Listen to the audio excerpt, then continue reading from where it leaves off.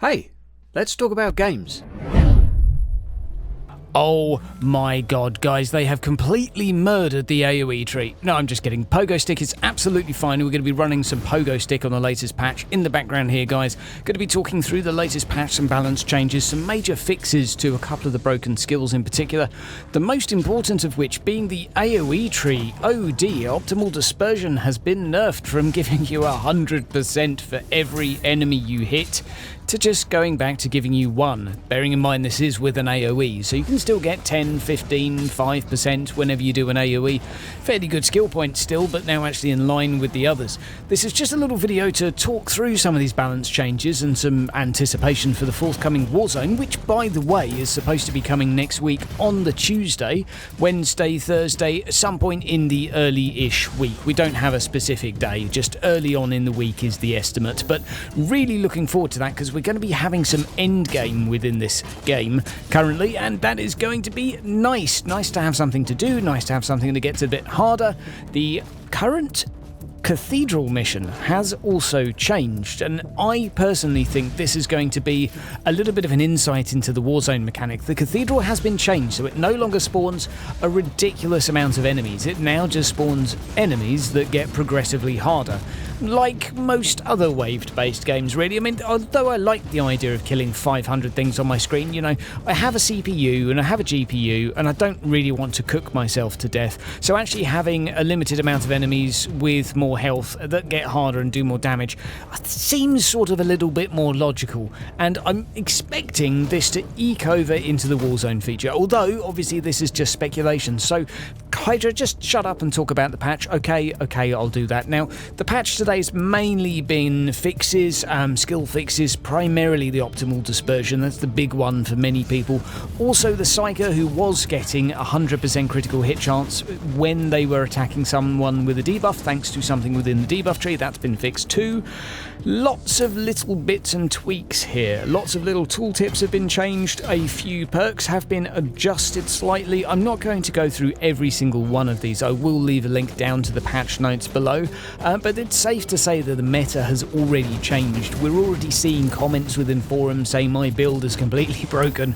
We're already seeing various comments here and there complaining about balance. The Rosarius force field going up, or rather down, from a 10% proc on the Crusader Relic armor to a 2% proc, only lasting 4 seconds now, has basically transitioned the item from being a anyone can use it and become invulnerable all the time type of item to a if you're fairly tanky every now and again this will probably make you a little bit invulnerable for a little while type of item. So very, very different direction for that. Nice to see something going from completely broken to questionably useful within certain situations, which is a much better place, and then if it needs a tiny bit of a buff, at least it's somewhere sensible to start off with now. Personally quite happy about all of those changes. Another big change for the game, something I'm fairly curious about, is the total amount of fate from the campaign has been reduced by 700. Although the rank experience has been increased, so the leveling speed is exactly the same. The aim of which, of course, is obviously just not to have us constantly making new characters to basically try and farm fate, which is what we use for gearing. So a nice change of direction, although it'll be very interesting to see how the players feel about the current sort of fate requisition rates within the sort of, well, the current end game. Not that it is actually end game, but you guys sort of know what I mean by that. If anything, it allows us to more deeply analyse the current situation. If we are getting fate a little bit too slowly, that's something we can certainly work with. There's also been a bunch of controller-based fixes within this patch. Apparently there was a lot of target lock issues and things like that going on, so that's largely been changed. A few minor buffs and debuffs. The Psychic Domination perk also got a bonus reduced from 100% to 75. Mind Rift has got a bonus from 50 to 75. Shields are now also affected by the difficulty modifier. So previously the Void Shield was exceptionally good because if you were on a mission taking 200% extra damage, your Void Shield wouldn't be taking 200% extra damage, meaning your Void Shield really made the difficulty easy. So that's nice, obviously, to have that changed, because now difficult missions are a little bit more difficult. As you can see with the footage in the background, the Pogo Stick Assassin is still very much rocking it. Still very much rocking it. Completely viable build. Nice and fun. Although, every now and again I actually have to attack something in between attacks after doing a Serpent Strike, and that's lovely. I am actually quite happy about this. It just means that I actually have to use some other abilities, a bit like my Cathian build. So now it's just a case of using a Serpent Strike, jumping on something, maybe following up with the dash phasing assault, maybe doing an AoE, doing the odd AoE with that critical hit reduction there. Still incredibly strong, incredibly useful for reducing your cooldowns. Guys, I don't really think AoE is dead. If anything, I think the nerf to optimal dispersion, still AoE is in a great place right now, because the AoE damage abilities are just quite comparable to the single hit ones in a lot of situations. Not all, but a lot. And you can clear maps just so much damn faster with AoE. I'm really curious to see how the Warzone will shape up now. It's really good that we've got a couple of these balance changes in. I know this video's been a little bit of a talk through the current sort of changes, but I'll leave the patch notes down below. Again, largely just a lot of little fixes. Dominion passive is fixed, optimal dispersion, we've gone through that. Hemophilic has been fixed as well.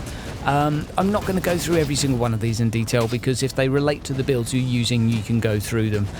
Final boss fight as well, you can actually respawn back inside the room if you die, although if you did die, you should probably feel bad, because I don't know if you can call it a boss fight. Maybe actually you played it when it was sort of a bit out of your level. To be fair, I played it when it was way below my level, and I think I killed it in 3 hits. It was just very disappointing, but I'm looking forward to revisiting the boss battle at some point, and hopefully when it comes back during the Warzone, remember the Nemesis is at the end of the campaign and within the Warzone, hopefully that Nemesis is going to come back a little bit tougher and is going to scale very well with 4 players. That's something I'm really hopeful for. Give me a good boss fight, please, Neocore.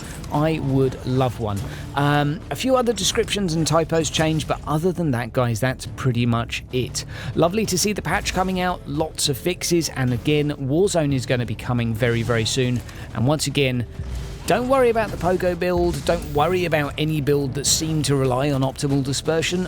Honestly, you can just take those points and shove them over in the melee tree. You can shove them in any one of a number of other trees, really, just to get some extra damage and pick it back up, and that's absolutely fine. Heck, you could even just leave it in optimal dispersion, because, well, if you're attacking 5-6 mobs, then 6% damage isn't that bad, and it increases the area of effect while you're chasing this ability. So guys, hope you enjoy the video. It's just a little brief one to touch base with you, update you on things. Going to be doing a podcast hopefully over this weekend, talking about the state of the game in anticipation of the Warzone. We're going to be hopefully getting some guests on to talk about the meta builds we would suggest, the type of mechanics we would suggest. We'll get some people talking about Psychers, we'll get some people talking about Assassins, Crusaders, what weapons we would suggest, what sort of skill trees we would suggest, what perk combinations is working, and I think it'll be a really good opportunity to also have a little bit of a chat just with some other players and community members about what's working within the game, and hopefully you guys can sort of pick up some tips as we go. Guys, have yourself a great weekend. Hope you are enjoying the weather, and I'll see you soon. Take care.